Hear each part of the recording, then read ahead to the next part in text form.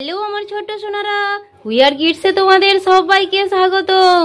ঝটপট পড়তে চলে আসো। দেখো আজ আমি তোমাদের জন্য কত সুন্দর সুন্দর ছড়া নিয়ে চলে এসেছি। আর দুষ্টুমি না করে ঝটপট পড়তে চলে আসো। চলো শুরু করি।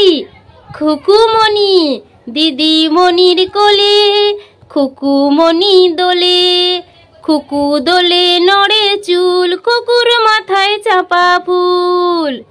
দেখো সোনারা, এখানে দিদিমণির কোলে কিভাবে খুকুমণি দোল খাচ্ছে। দেখো সে যত তাকে দোলাচ্ছে ততই তার চুল নড়ছে।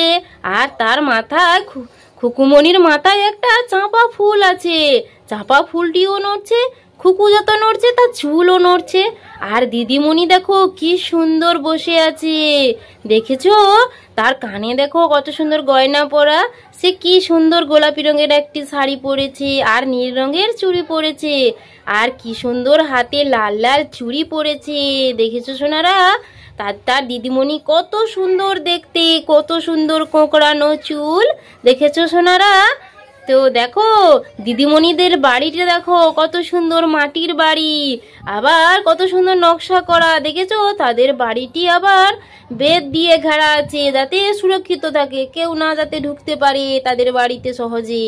আর তাদের গ্রামটি কত সুন্দর সবুজে সবুজে ঘেরা, দেখেছো সোনারা? চলো এরপরে কি আছে?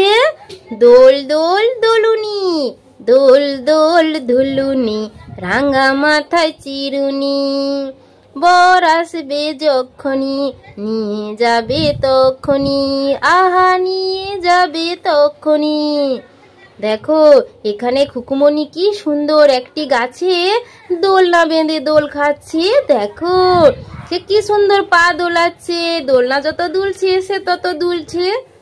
সে কত সুন্দর একটি গোলাপি জামা পরেছে, মাথায় আবার চিরুনি দিয়েছে, মাথায় বেড়ি পরেছে, কানে দুল পরেছে, যে বর যখন আসবে তখন নিয়ে চলে যাবে।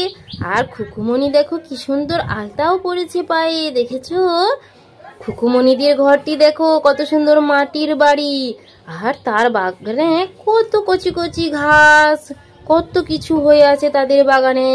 আর এই গাছটি দেখো কত মোটা সোটা শক্ত পোক্ত, দেখেছো? গাছে কিভাবে দোলনাটা বাঁধানো আছে, দেখেছো?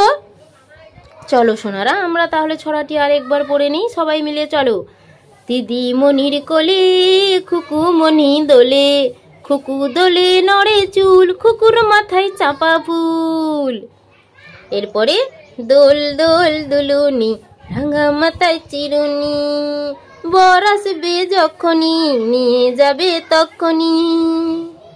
তো আমার ছোট্ট সোনারা, তোমাদের যদি ভিডিওটি ভালো লেগে থাকে তাহলে তোমরা অবশ্যই চ্যানেলটি সাবস্ক্রাইব করে রাখবে, কারণ এরকম আরো নতুন নতুন ছড়ার ভিডিও পেতে তোমরা অবশ্যই চ্যানেলটি সাবস্ক্রাইব করে রাখবে।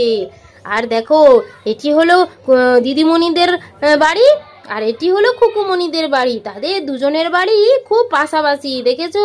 তাদের বাড়ির পেছনে আবার কলা গাছও আছে, দেখো কি সুন্দর দেখতে, তাই না?